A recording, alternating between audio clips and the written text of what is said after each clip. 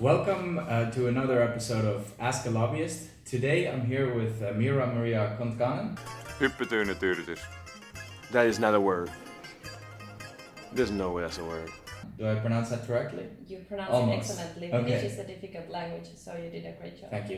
Yeah. As you know, the show is to sort of demystify the profession of lobbying and then to delve a bit deeper in a specific subject. Today with you I will speak about lobbying for associations and the difference with lobbying for individual interests or corporates or institutions. Mm. So my first question is kind of a question that I ask most of the people that join us. Is what does it mean to you to be a lobbyist? How do people respond to it? How do you feel about it? Well, I would say that there is a big meaning in the word of lobbying, because for many people it means different things. We are quite often confronted with these prejudices about lobbying, that it's something shady, it's something a bit dirty or not honest. But we have the transparency register, so we are all there.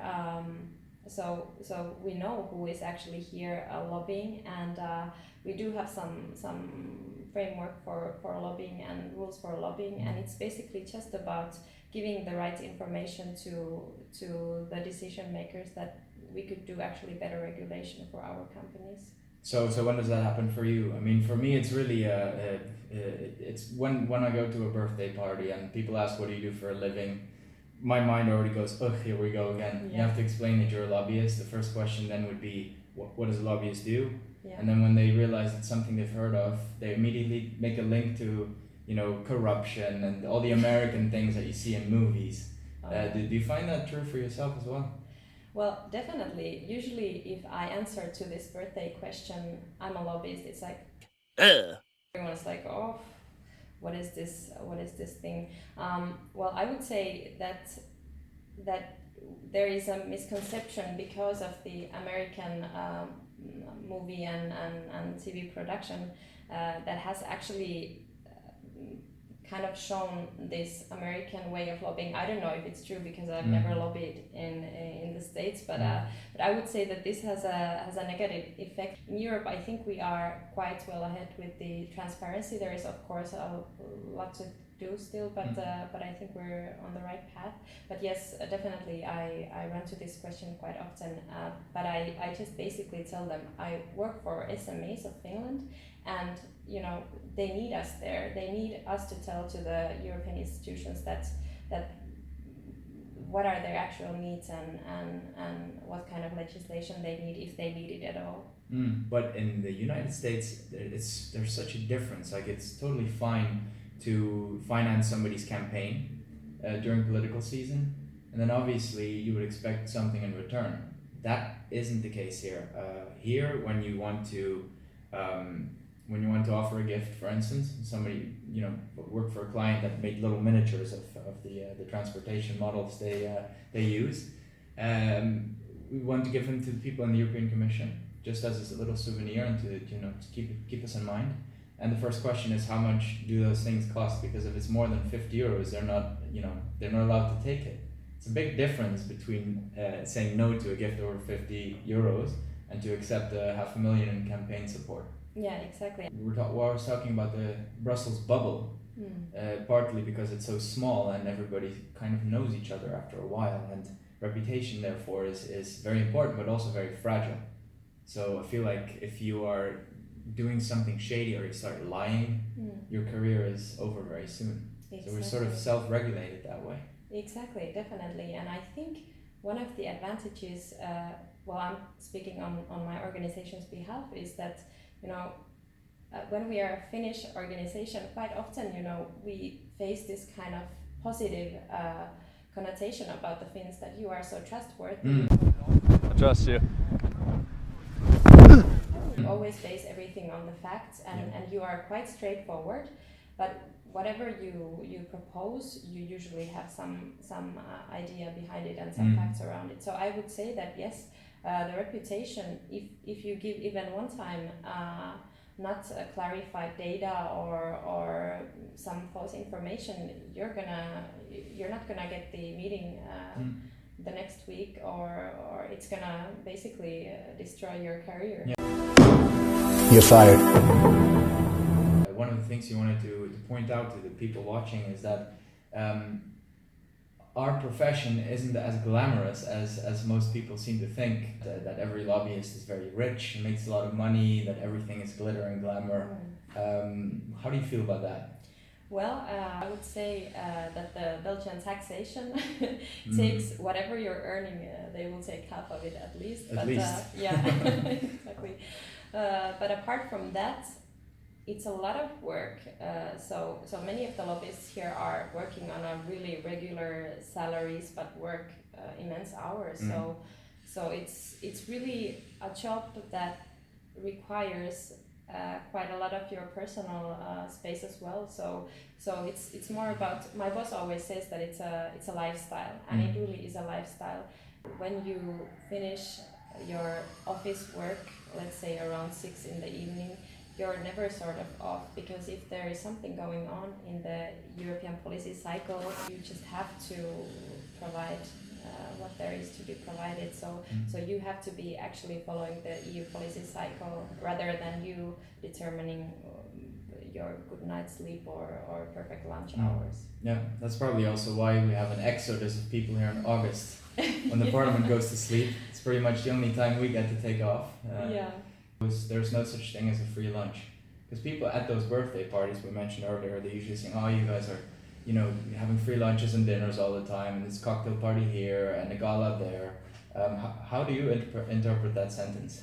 Lobbyists don't think that these are, nice occasions for you to go and have a glass of wine, for example. Like my policy line is that I don't drink alcohol in these events. I mean, sometimes I can raise a glass, but it's not really that you go there and you party and you get drunk and spill the beans. Exactly. Let's drink.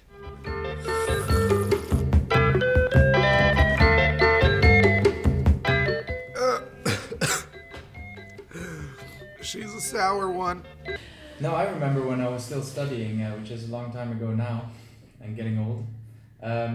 There was a guy, I think he did a guest lecture, and I think he was representing one of the embassies. And he basically started himself by saying, people always think that my job is cocktails and pinstripes, and he said, and it's true. And then I thought, wow, that's great, But then he continued by saying what that actually means. It means that you're actually on call the entire time. You've had quite an interesting career path, because you started in the institutions and then developed from there. Would you like me to run me through it? Yes, sure. I studied European law, and I'm from a very small town of Finland.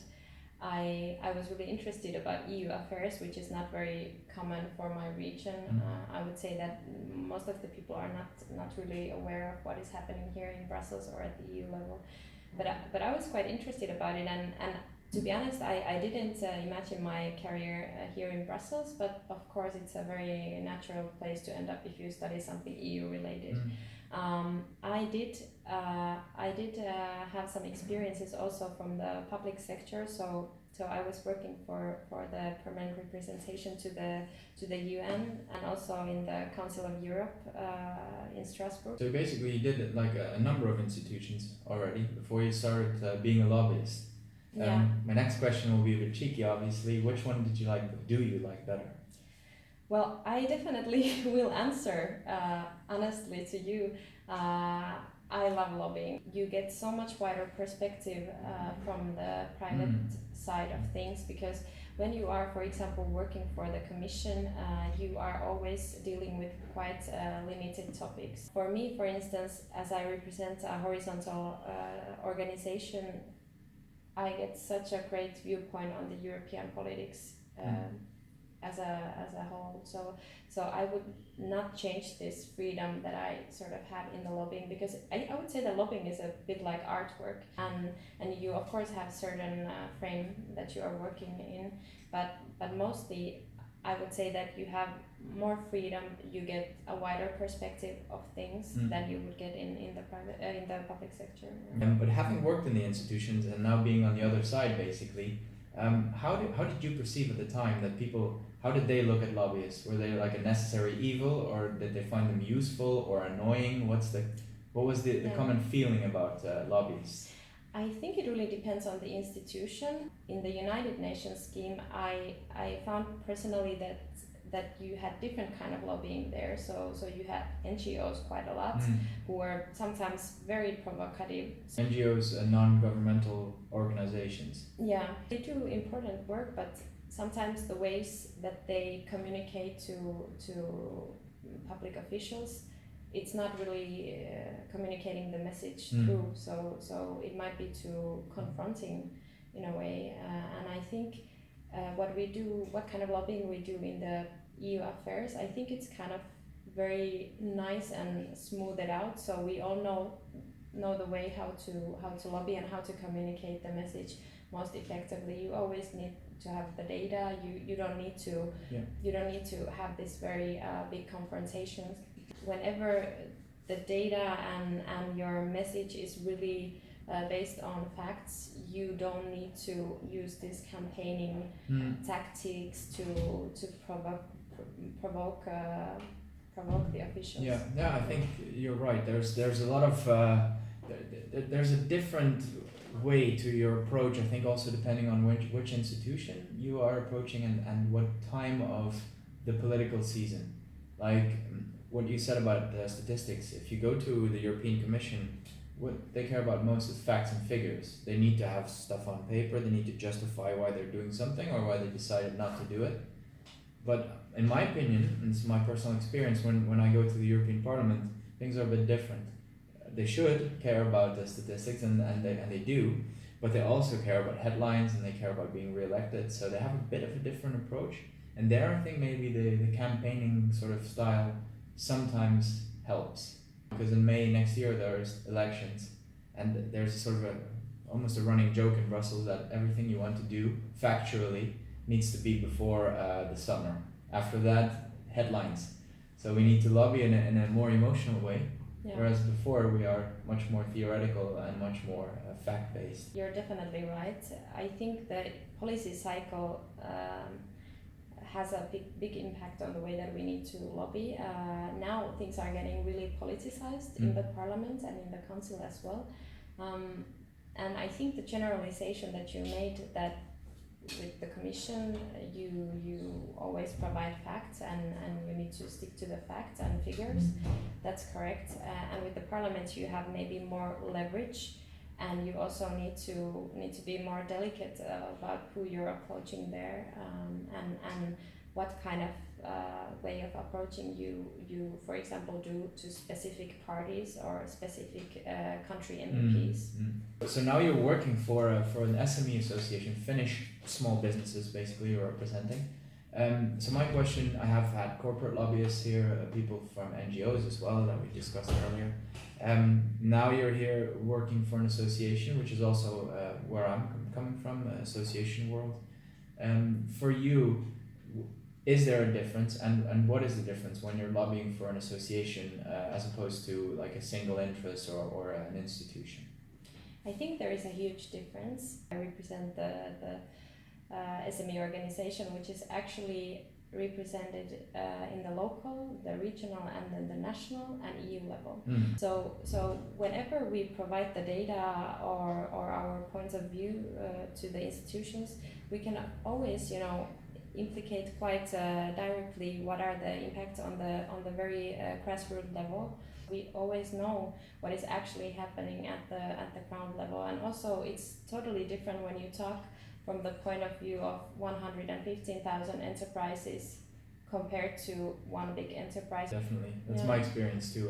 When especially in the European Parliament, there's a lot of generalists working. Of course, politicians are either career politicians or they have a trade. They might be a lawyer or a doctor originally, and now they have to decide about all these things that they're not necessarily an expert on, and so they decide on business legislation. They need to make a decision. Most of them want to be informed when they do that. And speaking to every single business in Europe is obviously, or even in Finland, is impossible. So when you then come there and you can claim justifiably that you're representing 100,000 companies, they can then say, okay, I've consulted the Finnish SMEs. We have also an important role of giving the information from the EU level to our SMEs. So quite often the smallest enterprises, they are not very well aware about EU affairs, and that's where we come in. We sort of give them the information that they need to have from the EU level. If we weren't here, these companies wouldn't have anyone that speaks on their behalf. They don't have the lobbying offices here. They don't have the legal departments even in Finland. So basically, we are the voice of the small ones, and I think this is the golden heart of our organization. Really. I like that. Yeah, people always think we're lobbying the institutions, but we tend to forget that there's another way around. Like you said, informing our members or our clients and making them aware of what's going on here. Sometimes in an organization as large as your own, you're lobbying internally to get things done and to get people on the same page. And there are all aspects of the job, I think, that are easily overlooked. But also, and you see that for citizens as much as businesses, that they have, understandably so, little knowledge about what goes on here. And I find for myself, the longer I sit here, the more I start assuming people know things that they really don't know and shouldn't know, because they're simply not that involved in it. And that disease, I think, is also alive in the European Commission, where they feel like everybody knows what they're doing on a daily basis, and so they just created a portal.eu with a bunch of information and just think that citizens will find their way there magically somehow. So I think we have also a job as lobbyists, very, very clearly, in bridging that gap between people, businesses in the member states, and the little bubble that we are in. We have examples also from the EU legislation. For example, GDPR. Yes, Satan. And that's actually quite interesting that you mentioned GDPR, because this is where I use that example as where we provide value as lobbyists, because essentially the idea was to force tiny companies to have a data protection officer, making basically a complete person of staff, checking whether you're doing everything okay. That's obviously not okay if you're a florist or a butcher or whatever, small service provider. You don't need that. You're not dealing with any sensitive data. You're certainly not selling it to third parties. And that's where things go wrong often, where we're trying to regulate the big companies, and then it trickles down to the small guy, and they have to deal with it too, which is not necessary, creating a lot of problems. Exactly. You're fighting the good fight. Yeah, definitely, and we really need to keep up the regulatory burden reduction in our mind all the time, and think about the everyday life of our businesses. I think that's a great way to stop. Yeah, thank you, Patrick. Thank you very much for coming and explaining the work a little bit more and helping us debunk all these myths. Thank you. Thank you. All right.